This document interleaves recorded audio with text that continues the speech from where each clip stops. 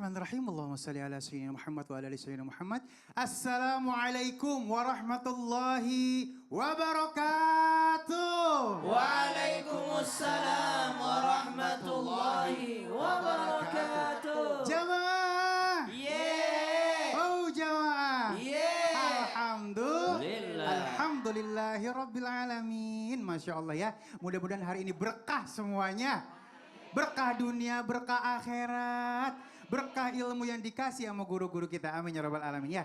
Sebelum kita masuk ke dalam tema kita ada nih berita. Ya aduh ya Allah, mudah-mudahan selesai ya urusan di sana ya. Ya, serangan militer Israel terus berlanjut. Kita sikapin dulu. Petugas Bulan Sabit Merah mengevakuasi sejumlah korban luka dan tewas ke rumah sakit di kota Gaza. Menurut petugas medis, serangan udara Israel menghantam sebuah bangunan di kota Gaza pada Jumat hingga menewaskan 7 orang dan melukai 20 lainnya. Israel juga mengklaim pasukannya terlibat dalam pertempuran jarak dekat dengan militan Hamas. Militer Israel terus menggempur wilayah Rafah di selatan Gaza serta daerah lain, menyebabkan sedikitnya 38 warga Palestina tewas. Innalillahi wa inna ilaihi raji'un. Ya Allah, kapan ya saudara kita yang di Palestina bisa tenang? Katanya ada mukjizat ya Allah, mana mukjizatnya Allah? Iya, insya Allah pasti ada ya. Nah kalau ngomongin masalah ini kita kasih ama yang paham nih guru. Dengarkan, masing-masing orang diuji dengan ujiannya. Iya. Dan bisa jadi saudara-saudara kita di Palestina itu mendapatkan 3 kali lipat pahala dari atas apapun yang dilakukan. Kalau kita puasa hanya taat, tapi mereka puasanya taat, ibadahnya taat, kemudian ibadahnya menjauhi larangan, tambah lagi 3 kali lipat karena sedang diuji oleh Allah. Kita lihat dari sisi situnya. Dan ingat, Allah berikan keberkahan, Allah berikan kemuliaan. Yang paling penting mereka memiliki semangat. Itu yang paling penting. Bisa jadi mereka mendapatkan kemuliaan berupa syahid. Betul tidak? Amin. Nah, coba anak-anaknya pada hafal Quran semua, pada semuanya pada giat belajarnya, makin dekat sama Allah. Bahkan mereka tidak pernah berputus asa. Ini orang-orang yang mulia di hadapan Allah. Bisa jadi orang menganggap dirinya enak di dunia, hidup di dunia kan hanya sesaat.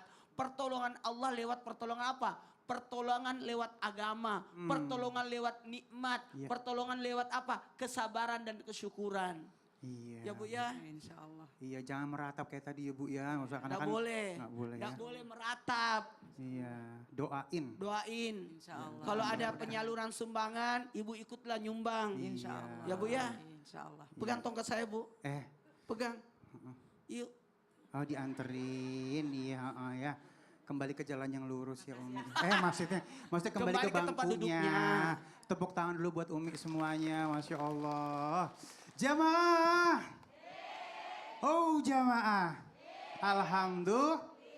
Baik usia mungkin yang hadir di sini udah gak muda lagi. Ya, begitu juga di rumah. Tapi masih nggak sih boleh kita belajar agama? Nah ini dia ya. Nah tema kita sangat luar biasa hari ini ya. Jangan malu belajar agama. Tepuk tangan dulu. Ini kadang-kadang ya udah berjalannya waktu, umur udah senja, pakai malu lagi jangan ya. Baik, ini kita akan lihat lagi cuplikan viral seorang mu'alaf ingin berkurban. Tapi malah bawa seekor babi. Oke, kita lihat dulu yuk. Sebuah video aksi seorang pria membawa babi disebut niat berkurban, viral di media sosial. Disebutkan pria tersebut adalah seorang mualaf yang hendak berniat mengorbankan babinya di momen Idul Adha. Namun, aksi mualaf tersebut membuat sang ustaz garuk-garuk dagu. Dalam video tersebut mulanya memperlihatkan suasana sejumlah warga yang geger kedatangan seekor babi. Seekor babi tersebut dibawa menggunakan mobil bak terbuka dan berhenti di depan sebuah masjid. Baik, ya ini aku mungkin nggak berani nyekapin ini ya karena mungkin gue lebih paham nih. Istilahnya penting niatnya mungkin apa. Saya bingung berkalimat. Ya udah. Karena apa? Karena pemahaman agamanya dia tidak mengerti dan tidak paham. Yang penting berkorban dia bawa apa yang dia punya. Iya benar. Karena kan banyak orang yang dia masuk Islam dia belum paham. Iya benar ya. Baik kita mungkin. Apalagi daerah dan lingkungannya. Jadi misalnya kita kapasitas dia dulu ya, baru kita bisa sikapi. Nah ya Habibi ini masalah umur. kadang-kadang orang mau belajar agama tapi telat, mungkin emang komunitasnya baru hidup di akhir-akhir usianya. Ini gimana nih, Allah maklum nggak nih Bib, silakan. Ya akhir afwan, ya Habibi Ustadz Maulana, Ustadz Syam. Bismillahirrahmanirrahim. Assalamualaikum warahmatullahi wabarakatuh. Wabarakatuh. Alhamdulillah. Alhamdulillahi Rabbil Alamin. Wassalatu wassalamu ala Sayyidina wa Nabina Maulana Muhammadin. Wa ala alihi wa sahbihi ajma'in, amma ba'du. Segala puji bagi Allah Subhanahu wa taala yang alhamdulillah penonton di rumah, penonton di studio, insyaallah mendapatkan ilmu yang bermanfaat dari guru-guru kita, bisa diamalkan dalam kehidupannya sehingga insyaallah mendapatkan ilmu yang berkah dan juga ilmu yang bisa diamalkan untuk anak-anaknya menjadi rumah tangga yang bahagia dan mendapatkan ridhonya Allah Subhanahu wa taala. Amin ya rabbal. Wa qala Aisyah radhiyallahu anha bahwasanya pernah berbicara dengan Nabi Muhammad sallallahu alaihi wasallam. Ni'man nisaun nisaul ansar. Sebaik-baiknya wanita adalah wanita ansar. Lam yamna'hunnal haya'u an yatafaqqahna fid din. Bahwasanya apa? Bahwasanya rasa malu tidak akan bisa menghalangi mereka untuk mengerti, memahami ilmu agamanya Allah Subhanahu wa taala. Rasa malu itu hilangkan. Mau nuntut ilmu gak usah malu. Gak bisa baca alif batasa, belajar dari sekarang. Gak ada kata terlambat untuk menuntut ilmunya Allah. Karena apa? Thalabul ilmi faridhatun ala kulli muslimin. Dan jelas bahwasanya menuntut ilmu itu wajib atas setiap laki-laki ataupun perempuan. Jadi semua menuntut ilmu. Gak kenal batasan umur. Oh umur 60-70 gak boleh. Umur 80 gak boleh, udah mau mati. Gak boleh kayak gitu, astagfirullah.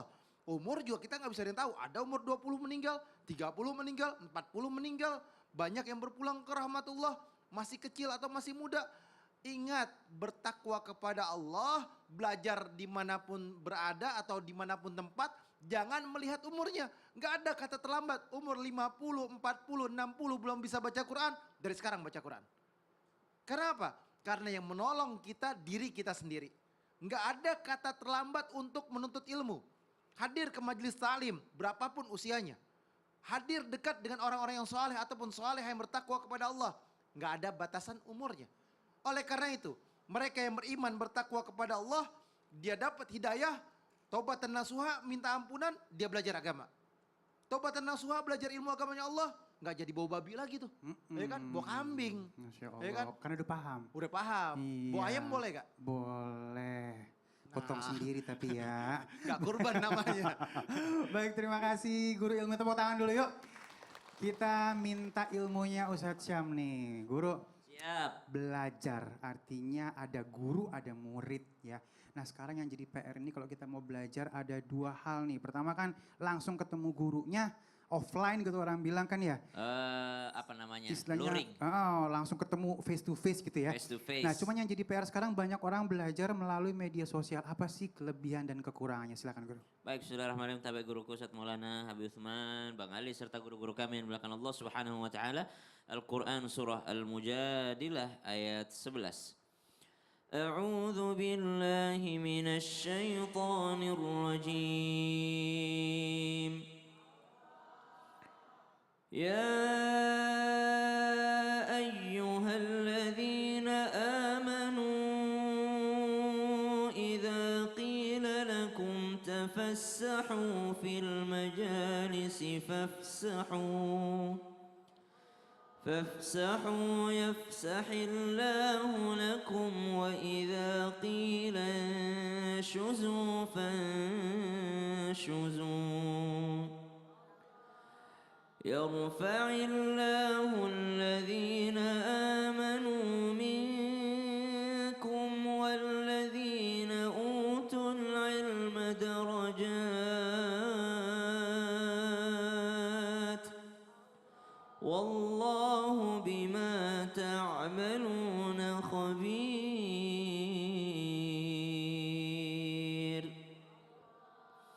Betapa bahagianya para sahabat radhiyallahu anhum ajma'in yang bisa belajar langsung dari Rasulullah sallallahu alaihi wasallam.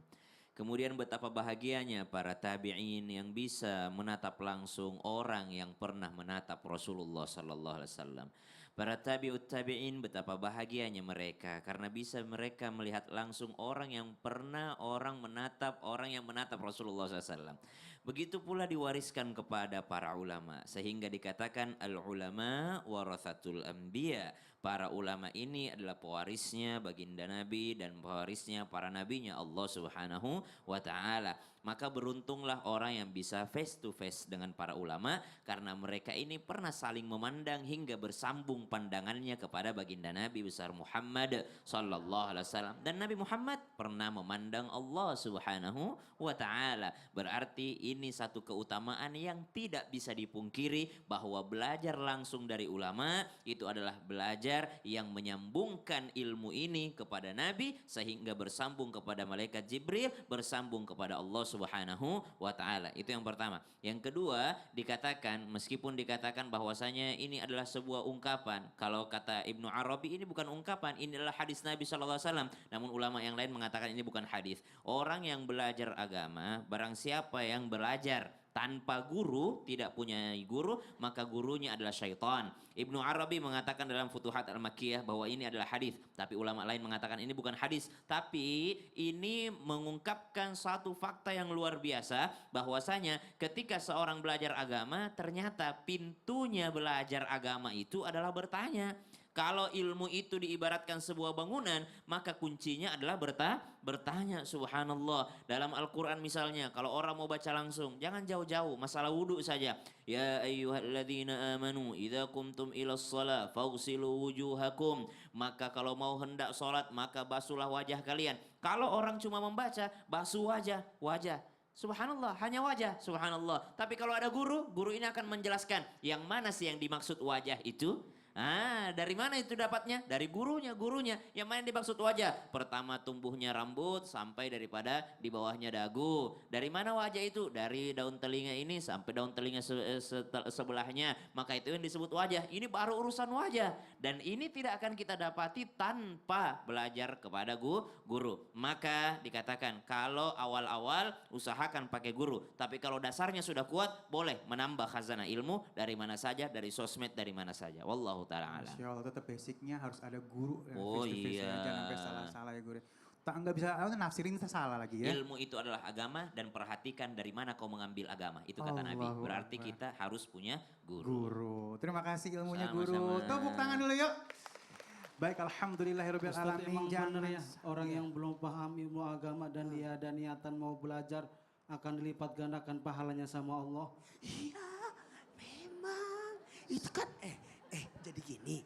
Jadi kalau sudah ada niat itu luar biasa. Disuruhnya bisik-bisik ngapa teriak? Apa sih ngobrolin apa sih ini? Ini begini. Kok bapaknya nggak diajak? Gak usah ajak dia. Ya, nggak usah Pak, sana Pak, balik lagi. Iya gimana? Jadi dia bisik-bisik gini. Iya, heeh. Kalau ada orang udah ada niatnya untuk belajar. Iya. Jadi gimana tuh? Harus ada gimana, ntar aja deh, jangan kemana-mana ya. Tetap bersama kami di Islam Itu Indah. Jamaah. Alhamdulillah. Nah gimana tuh?